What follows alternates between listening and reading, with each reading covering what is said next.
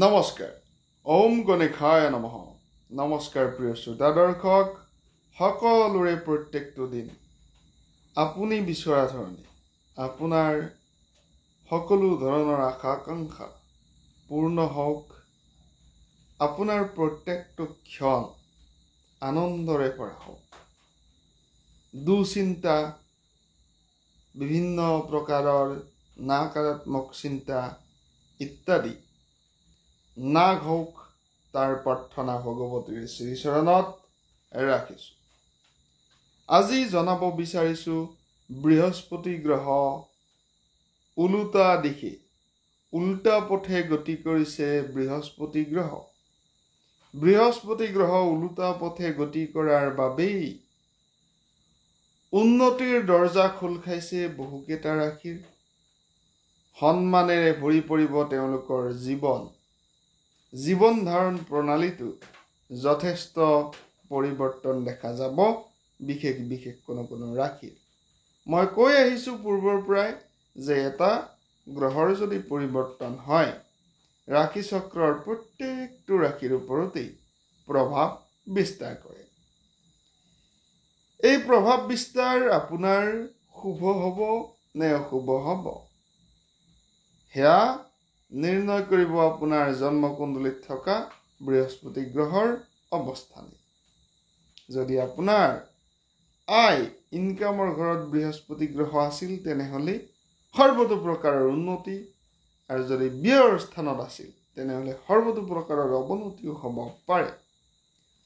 গতিকে জ্যোতিষশাস্ত্ৰত কোৱা হৈছে বৃহস্পতি গ্ৰহ ধৰ্ম, জ্ঞান, ন্যায়, সম্পদ আৰু বিবাহৰো কাৰক গ্ৰহ।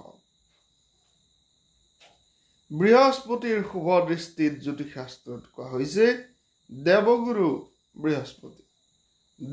বৃহস্পতি অৰ্থাৎ দেৱতাসকলৰ গুৰু হিচাপে বিবেচনা কৰা হয় বৃহস্পতি গ্ৰহক। 12টা ৰাশিৰ ওপৰত যিহেতু প্ৰভাৱ পেলাব, হিন্দু কেলেণ্ডাৰ অনুযায়ী 9 অক্টোবৰ বৃহস্পতি বৃষ ৰাশিত পিছুৱাই যাব আৰু 9 অক্টোবৰ 2025 দ্বিতীয় মাহ অৰ্থাৎ ফেব্ৰুৱাৰী মাহ পৰ্যন্ত বৃহস্পতি গ্ৰহৰ এই বিপৰীত যাত্ৰা চলি থাকিব। এই ক্ষেত্ৰত পোনপটীয়াকৈ শুভ মংগলময় ফলাফল কাৰ আহিছে তাক মই চিধাকৈ জনাই দিব বিচাৰিছোঁ। এতিয়ালৈকে যদি আমাৰ চেনেল আপোনালোকে ছাবস্ক্ৰাইব কৰা নাই, ছাবস্ক্ৰাইব কৰি ল'ব পাৰে। জ্যোতিষশাস্ত্ৰ সম্বন্ধীয়, হিন্দু সনাতন ধৰ্মীয় আৰু বাস্তুশাস্ত্ৰ সম্বন্ধীয় বিভিন্ন প্ৰকাৰৰ ভিডিঅ'সমূহ আপোনালোকে চাব পাৰিব। আপোনালোকৰ যদি কোনো ধৰণৰ জন্মকুণ্ডলী বনাবলগীয়া বা দেখুৱাবলগীয়া আছে, স্ক্ৰীণত নম্বৰ দিয়া হৈছে, যোগাযোগ কৰিব হোৱাটছআপত আপোনালোকে এপইণ্টমেণ্ট নলৈ যদি ডাইৰেক্ট ফোন কৰিব বিচাৰে, কোনো ধৰণৰ ফোন কল তেনেকৈ গ্ৰহণ কৰা নহয়। প্ৰথমতে হোৱাটছআপত মেছেজ কৰি ল'ব, তাৰপিছত আপোনালোকে কথা পাতিব পাৰিব। এতিয়া আহিছোঁ জ্যোতিষশাস্ত্ৰত গ্ৰহৰ পৰিৱৰ্তনৰ বিষয়ে। বিশেষভাৱে এই গ্ৰহৰ পৰিৱৰ্তনে উপকাৰ দিব বুলি কোৱা হৈছে মিথুন ৰাশিৰ জাতক জাতিকাসকলক। মিথুন ৰাশিৰ জাতক জাতিকাসকল প্ৰথম সৌভাগ্যশালী ৰাশি বা ভাগ্যৱান ৰাশি। মিথুন ৰাশিৰ জাতক জাতিকাসকলৰ বাবে বৃহস্পতিৰ বিপৰীতমুখী যাত্ৰা, এই বিপৰীতমুখী যাত্ৰাই আপোনালোকক প্ৰচুৰ পৰিমাণে উন্নতি দিব, আপোনালোকৰ বাবে উপকাৰী হিচাপে প্ৰমাণিত হৈছে। এই সময়ত ভাগ্যৰ সম্পূৰ্ণ সমৰ্থন পাব 9 অক্টোবৰৰ পৰা। ইয়াৰ লগতে আপোনাৰ অৰ্থ আগমনৰ নতুন পথ সুগম হ'ব। নতুন এনেধৰণৰ পথ পাব যি পথে আপোনাক অগ্ৰগতিৰ পিনে অগ্ৰসৰ কৰাব, ধন টকাৰ ক্ষেত্ৰত সমৃদ্ধি দিব, উন্নতি অগ্ৰগতি দিব। যদি আপুনি অৰ্থনৈতিক সমস্যাত ভুগি আছিল, সেই অৰ্থনৈতিক সমস্যাও ধূলিসাৎ হৈ যাব বুলি কোৱা হৈছে। সমস্যা আপোনাৰ নাথাকিব আৰু উন্নতিৰ পিনে অগ্ৰসৰ হ'ব পাৰিব। যি সমস্যাই নহওক কিয় সমস্যাক প্ৰশ্ৰয় দিয়াটো আমাৰ প্ৰয়োজনীয় বিষয় নহয়। সমস্যাৰ সৈতে যদি আমি মোকাবিলা কৰিব পাৰোঁ, যুদ্ধ দিব পাৰোঁ, সেই সমস্যা নিশ্চয়কৈ দূৰ হ'বই। গতিকে চাকৰি লাভৰ যুগ, কৰ্ম লাভৰ যুগো দেখা গৈছে। সেয়াই নহয়, উন্নতি আহিব। মিথুন ৰাশিৰ জাতক জাতিকাসকলৰ পৰিয়ালত সুখ শান্তি সমৃদ্ধিৰ লগতে অৰ্থনৈতিক ব্যৱস্থা, আপোনাৰ জীৱন ধাৰণ প্ৰণালী কিছু উন্নত হ'ব। ইয়াৰ লগতে সমাজত বঁটা প্ৰাপ্তি, সন্মান প্ৰাপ্তি, এনেধৰণৰ কথাখিনিও হোৱাৰ সম্ভাৱনা বৃদ্ধি হৈছে। যদি আপুনি কোনো চাকৰিৰ লগত জড়িত, সম্ভাৱনা আছে সেই চাকৰি আপোনাক উন্নতি দিব, সেই চাকৰিৰ দ্বাৰাই সন্মানিত হ'ব পাৰে। যদি সাধাৰণভাৱে আপুনি ব্যৱসায়ৰ লগত জড়িত, ব্যৱসায়ত উন্নতিৰ কথা কোৱা হৈছে। দ্বিতীয়টো ৰাশিৰ কথা ক'ব বিচাৰিছোঁ। দ্বিতীয় সৌভাগ্যৱান ৰাশি হৈছে কৰ্কট ৰাশি।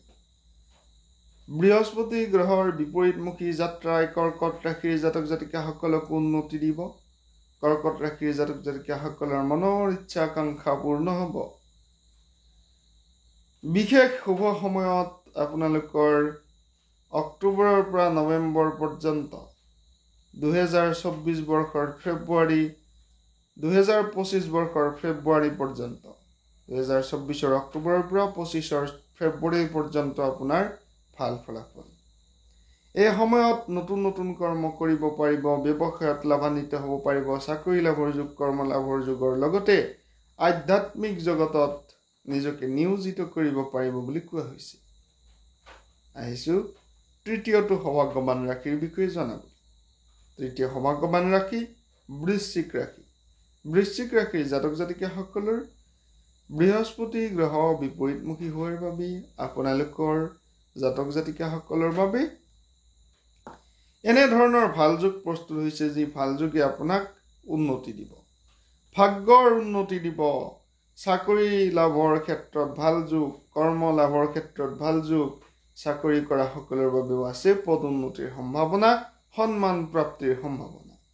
যদি আপুনি এজন ব্যৱসায়ী, অৰ্থনৈতিক প্ৰচুৰ পৰিমাণে উন্নতি হোৱাৰ সম্ভাৱনাই বৃদ্ধি পাইছে। ইয়াৰ লগত দীৰ্ঘদিন ধৰি ৰৈ থকা কৰ্ম, আপোনাৰ অমীমাংসিত কৰ্ম মীমাংসালৈ আহিব বুলি কোৱা হৈছে, সমাপ্ত হ'ব অমীমাংসিত কৰ্মসমূহ। আৰু বিভিন্ন প্ৰকাৰৰ আনন্দ, পাৰিবাৰিক আনন্দ, সুখ শান্তি সম্প্ৰীতিৰে ভৰি পৰিব আপোনালোকৰ জীৱন বুলি কোৱা হৈছে জ্যোতিষৰ গণনা অনুযায়ী। মীন ৰাশিৰ জাতক জাতিকাসকলৰ ভাল, মীন ৰাশিৰ জাতক জাতিকাসকলৰো শুভ মংগলময় ফলাফল দেখা গৈছে।